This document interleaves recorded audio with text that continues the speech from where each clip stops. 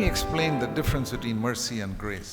ಇಲ್ಲಿ ಒಂದು ಕರುಣೆ ಮತ್ತು ಕೃಪೆಗೆ ಇರುವಂತ ವ್ಯತ್ಯಾಸವನ್ನು ನಾನು ವಿವರಿಸಲಿಕ್ಕೆ ಪ್ರಯತ್ನ ಮಾಡ್ತೇನೆ. Supposing you're climbing a mountain. ಒಂದು ಪರ್ವತವನ್ನು ಹತ್ತುತ್ತಾ ಇದ್ದೀರಂತೆ. A picture of living the Christian life. ಅದು ಒಂದು struggle. ಚಿತ್ರಣ ಒಬ್ಬ ಕ್ರಿಸ್ತಿಯ ಜೀವಿತವನ್ನು ಜೀವಿಸುವುದು ಕಷ್ಟಪಟ್ಟು. You slip. ಅಂದ್ರೆ ನೀವು ಜಾರು ಬಿಡ್ತೀರಾ. But you don't fall down, you're hanging on with your hands to the cliff. ನೀವು ಜಾರಿದ್ದೀರಾ, ಆದ್ರೆ ಬಿದ್ದೋಗಿಲ್ಲ, ಯಾವುದೋ ಒಂದು ಕಲ್ಲು ಹಿಡ್ಕೊಂಡು ನೀವು ತೂಗಾಡ್ತಾ ಇದ್ದೀರಾ. You're about to fall.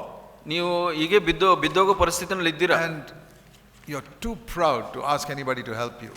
ಆ ಸಮಯದಲ್ಲಿ ನೀವು ಬಹಳ ಗರ್ವಿಷ್ಠರು, ಯಾರ ಹತ್ರನೂ ಸಹಾಯ ಕೇಳ್ತಾ ಇಲ್ಲ. You're hanging there trying to climb. ಪ್ರಯತ್ನ ಮಾಡ್ತಾ ಇದ್ದೀರಾ, ಆದ್ರೆ ಅಲ್ಲಿ ತೂಗಾಡ್ತಾ ಇದ್ದೀರಾ. And you hang there for about 1 hour. 1 ಗಂಟೆಗಳ ಕಾಲ ನೀವು ಪ್ರಯತ್ನ ಮಾಡ್ತೀರಾ. You become weak and you fall to the ground. ಬಲಹೀನರಾಗಿ ಜಾರಿ ಬಿದ್ದು ಹೋಗ್ತೀರಾ. And your bones are broken. ನಿಮ್ಮ ಮೂಳೆಗಳು ಮುರಿಯಲ್ಪಟ್ಟವು. Then you have to call for the ambulance.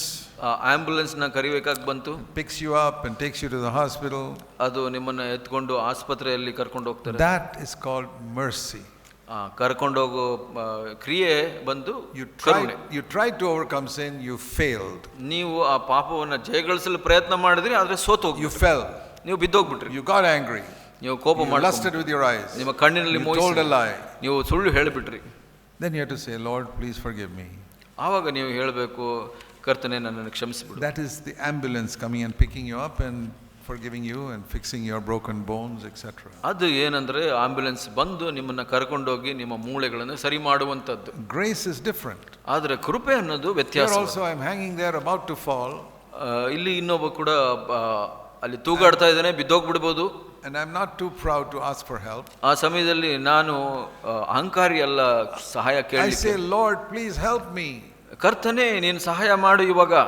And I find his arms come under my armpits and lifts me up and puts me on the road. ನಾನು ನೋಡ್ತೀನಿ ಅವರ ಕೈಗಳು ನನ್ನ ಭುಜವನ್ನ ಎತ್ತಿ ಮೇಲೆ ಇಡೋದು. And I said, Lord, what happened? I didn't fall this time. ಕರ್ತನೇ ಏನಾಯ್ತು, ನಾನು ಬಿದ್ದೋಗ್ಲಿಲ್ಲ ಇವಾಗ. That was grace. ಅದಕ್ಕೆ ಕೃಪೆ ಅಂತ ಹೇಳ್ತೀವಿ. When God forgives you after you've fallen, that's mercy. ನೀವು ಬಿದ್ದ ನಂತರ ನಿಮ್ಮನ್ನ ಕ್ಷಮಿಸಿದ್ರೆ ಅದಕ್ಕೆ ಕರುಣೆ ಅಂತ. When God helps you that you don't fall, that's grace. ನೀವು ಬೀಳೋಕೆ ಮೊದಲೇನೆ ನಿಮಗೆ ಸಹಾಯ ಬಂದ್ರೆ ಅದಕ್ಕೆ ಕೃಪೆ ಅಂತ. Jesus never needed mercy because he never fell. ಯೇಸು ಸ್ವಾಮಿಗೆ ಯಾವತ್ತೂ ಕರುಣೆ ಬೇಕಾಗಿಲ್ಲ, ಯಾಕೆಂದ್ರೆ ಅವ್ರಿಗೆ ಬೀಳಲಿಲ್ಲ ಯಾವಾಗ. But he needed grace every day because he was tempted like us every day. ಆದರೆ ಕೃಪೆ ಅವರಿಗೆ ಪ್ರತಿ ದಿವಸ ಬೇಕಾಗಿತ್ತು, ಶೋಧನೆಗೆ ಒಳಗಾದರು. How did he get it? ಹೇಗೆ ಸಿಕ್ಕಿತು ಅವರಿಗೆ? Turn back to Hebrews 4. ಇಬ್ರಿಯ 4ರಲ್ಲಿ ನಾವು ನೋಡೋಣ. Hebrews 4:16. 4:16. Let us draw near to the throne of grace that we can find grace to help us in our time of need. ಸಮಯೋಚಿತ ಸಹಾಯವು ನಮಗೆ ದೊರೆಯುವಂತೆ ಧೈರ್ಯದಿಂದ ಕೃಪಾಸನಕ್ಕೆ ಮುಂದೆ ಹೋಗೋಣ. Our time of need is when we are about to fall. ನಮಗೆ ಸಹಾಯ ಯಾವಾಗ ಬೇಕಾಗುತ್ತೆ? ನಾವು ಬೀಳೋ ಸಮಯದಲ್ಲಿ. And we can ask for grace. ಅದಕ್ಕೆ ಕೃಪೆ ಕೇಳಬಹುದು ನಾವು. And you'll get it. ನಿಮಗೆ ಸಿಗುತ್ತೆ ಅದು. How did Jesus get it? ಯೇಸು ಸ್ವಾಮಿಗೆ ಹೇಗೆ ಸಿಕ್ತು? Chapter 5 verse 7. 5:7ರಲ್ಲಿ ನಾವು ಹೀಗೆ ಓದ್ತೀವಿ. In the days of his flesh, ಆತನ ಭೂಲೋಕ ಕಾಲದಲ್ಲಿ he prayed. ಆತನು ಪ್ರಾರ್ಥಿಸಿದನು. And he prayed and supplicated, it says. ಪ್ರಾರ್ಥನೆ ವಿಜ್ಞಾಪನೆಗಳನ್ನು ಸಮರ್ಪಿಸಿದನು. And he prayed with loud crying and tears. ಬಲವಾಗಿ ಕೂಗುತ್ತಾ ಕಣ್ಣೀರು ಸುರಿಸುತ್ತಾ ಮಾಡಿದನು. What was he praying for? ಯಾದಕ್ಕಾಗಿ ಪ್ರಾರ್ಥಿಸ್ತಾ ಇದ್ರು? Father, ತಂದೆಯೇ, save me from death. ನನ್ನನ್ನ ಈ ಸಾವಿನಿಂದ ತಪ್ಪಿಸು. Save me from death. ಈ ಸಾವಿನಿಂದ ನನ್ನನ್ನು ತಪ್ಪಿಸು. And it says he was heard. ಇಲ್ಲಿ ಹೇಳುತ್ತೆ ಆತನ ಪ್ರಾರ್ಥನೆಯು ಕೇಳಲ್ಪಟ್ಟಿತ್ತು ಅಂತ. Which death was that? ಅದು ಸಾವು ಎಂತದು? Was he praying, save me from physical death? ಆ ಒಂದು ಶಾರೀರಿಕ ಸಾವಿನಿಂದ ಬದುಕಬೇಕು ಅಂತ ಕರಿತಾ ಇದ್ರ ಅವರು, ಮರಣದಿಂದ ತಪ್ಪಿಸು ಅಂತ. Then we have to say he was not heard. ಹಾಗಿದ್ರೆ ಅವರ ಪ್ರಾರ್ಥನೆ ಕೇಳಲಿಲ್ಲ ಅಂತ ಹೇಳ್ಬೋದು. Because he died. ಯಾಕೆಂದ್ರೆ ಅವ್ರು ಶಿಲುಬೆ ಮೇಲೆ ಸತ್ರು. But here it says this death he was heard. ಈ ಮರಣಕ್ಕಾಗಿ ಪ್ರಾರ್ಥಿಸುವಾಗ ಆ ಪ್ರಾರ್ಥನೆ ಕೇಳಲ್ಪಟ್ಟಿತ್ತು ಅಂತ ಹೇಳುತ್ತೆ. There are 2 deaths the Bible speaks of. ದೇವರ ವಾಕ್ಯ 2 ಸಾವಿನ ಬಗ್ಗೆ ಮಾತಾಡುತ್ತೆ. Physical death, spiritual death. ಶಾರೀರಿಕ ಸಾವು ಮತ್ತು ಆತ್ಮಿಕ ಸಾವು. See James chapter 1. ಯಾಕೋಬ 1ರಲ್ಲಿ ನಾವು ಹೀಗೆ ನೋಡ್ತೀವಿ. James chapter 1, it says here. ಯಾಕೋಬ 1ರಲ್ಲಿ ಹೀಗೆ ಹೇಳುತ್ತೆ. Verse 15. 15ನೇ ವಚನ. Lust, when it is conceived, it brings forth sin. ಆಶೆಯು ಬಸುರಾಗಿ ಪಾಪವನ್ನು ಹೆರುತ್ತದೆ. And sin, when it is finished, brings forth death. ಪಾಪವು ತುಂಬಾ ಬೆಳೆದು ಮರಣವನ್ನು It's ಹಡೆಯುತ್ತದೆ. not physical death, that's spiritual death. ಇದು ಆತ್ಮಿಕ ಸಾವು. So what death was Jesus praying? Father, save me from it.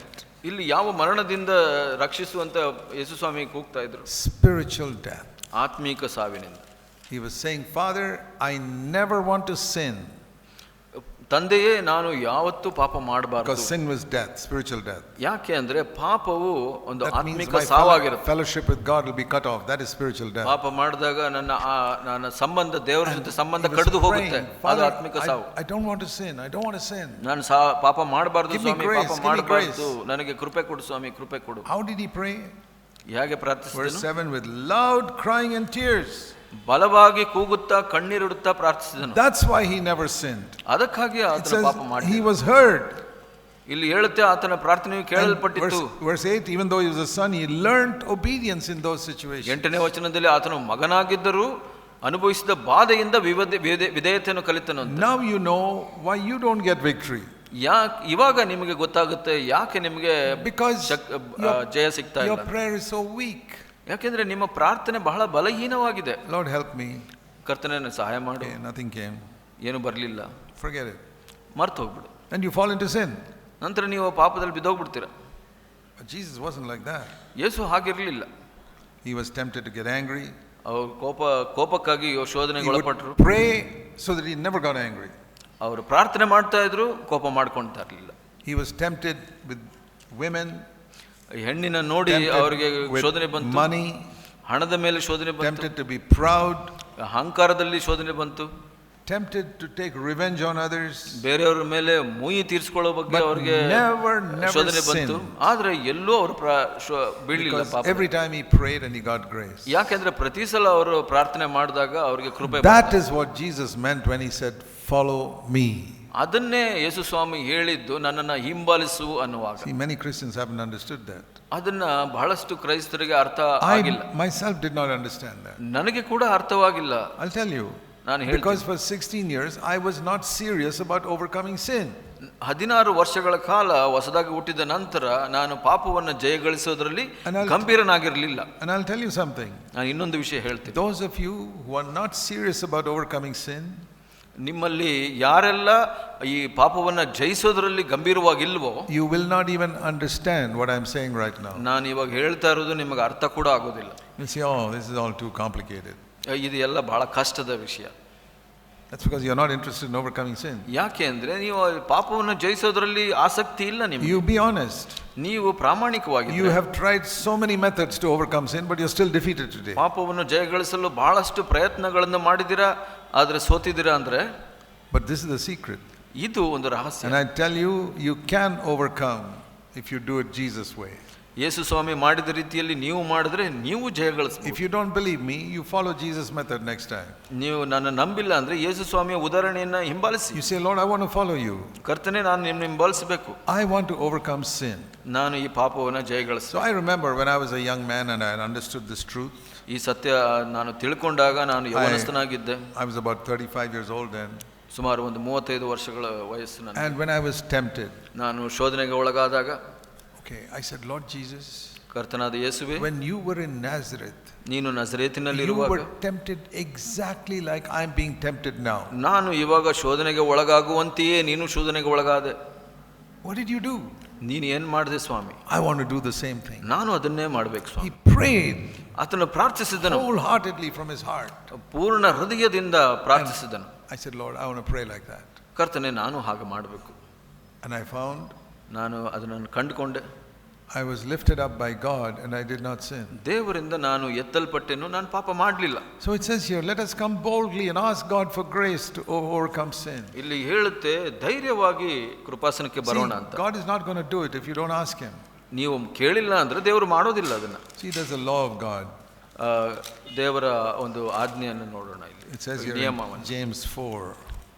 ಯಾಕೋಬ 4ರಲ್ಲಿ the last part of verse 2.